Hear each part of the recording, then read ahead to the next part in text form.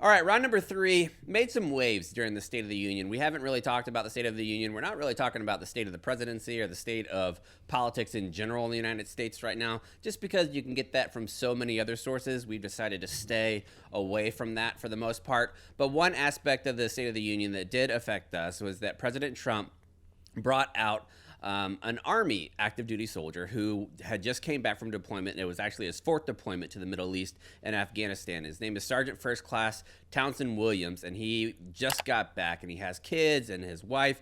They hadn't seen them. So President Trump stopped the State of the Union in the middle when he was recognizing military members for their service and things like that. He stopped in the middle of the State of the Union, brought out the Sergeant First Classes, brought him out to this family, and everybody clapped and cheered and had this emotional moment. Amy's kids haven't seen their father's face in many months. Amy, your family's sacrifice makes it possible for all of our families to live in safety and in peace, and we want to thank you. Thank you, Amy.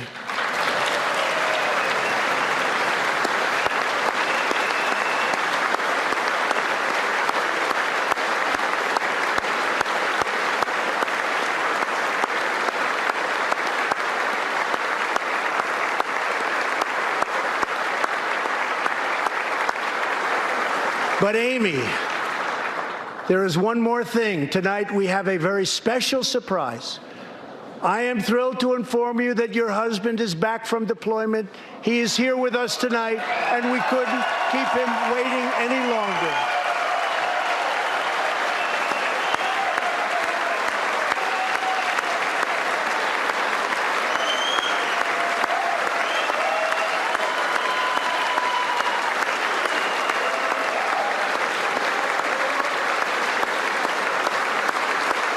Cons immediately said that he was crying when he was watching it. Several comments on his feed whenever he retweeted that video said that they were crying and emotional and things like that.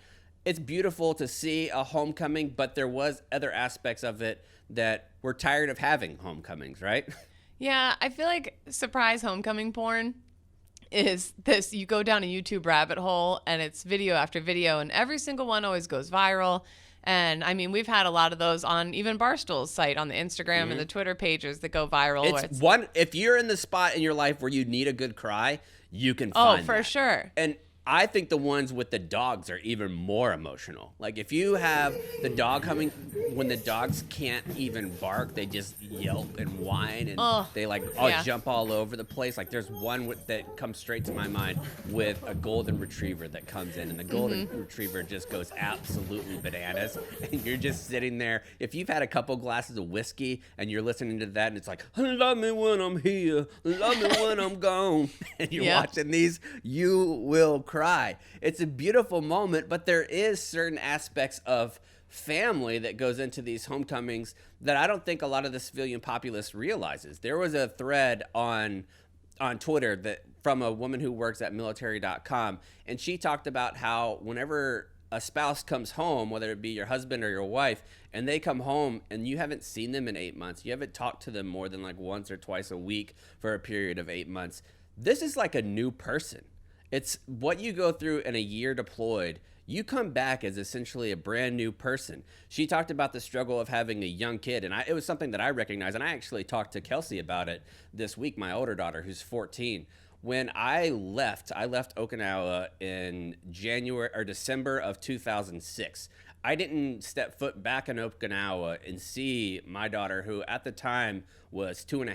I didn't see her for almost 11 months, from the time that she was 2 to she was 3, almost 4. And whenever I came back, I was at the airport. Kelsey came running. I saw her little red hair bouncing. Obviously, I knew what my kid looked like. Kelsey had zero idea who I was. She ran straight past me, went to another dude, grabbed his leg because he was wearing the same cami pants and was just trying to grab somebody. She would go to the PX and be like, is that dad? Is that dad? Because I'm a white dude who's 6 foot tall and 160 pounds in the Marine Corps. That's everybody. Your kids don't even know who you are. So while you're having this emotional moment, there is some parts of you that wishes that it could be a little bit more private. Is it beautiful getting recognized by the President of the United States? Absolutely. That's a wonderful moment that these kids will have for the rest of their lives. but you also think about what's going on behind the scenes, and that's a really difficult image to have. I think my thing with these surprise homecomings is that it kind of sugarcoats everything else that's been going on. It's easy for the public to look at this and love this without thinking about what happens in the days, weeks, months, years after somebody returns home and what they were doing before, and that it's been going on for nearly 2 decades now. We've been getting these videos for 2 decades now, and it's almost like this little Band-Aid over this enormous wound that we're ignoring. And so I don't know. It's bittersweet to me. Again, I'm very happy for the family, but I think an apt analogy for me is like, there's certain time, most of the time I don't want to eat a hot dog. But occasionally, whenever the Chicago boys are out at a Cubs game or they're at a White Sox game and they post a picture of a beautiful Chicago-style hot dog that has like a little peppercini on the top, a little pickle, and it has a little bit of tomato and some mustard and some relish. And you look at that hot dog and you think, that's a beautiful looking hot dog. To me, that's what that homecoming was. But inside the hot dog... this at all. Let him finish. Okay. Inside the hot dog, you still don't want to see how that hot dog is made. No matter how beautiful and appetizing it looks at the moment, watching a hot dog get made from scratch is still an ugly process. The process of building that Chicago-style hot dog still is gross, and it still takes a long time, and there's a lot of things that you don't want to see in that process, too. Wow. So, I got there, right? You did. Yeah, you did. You did. We're using English muffins and hot dogs today. I wonder what the next food will be. Yeah, but we're glad that Sergeant First Class Williams is home, and we hope that everybody else comes home too, because we are tired of being at war. And I think that that's probably the biggest divide that we have amongst active duty listeners and veteran listeners and things like that.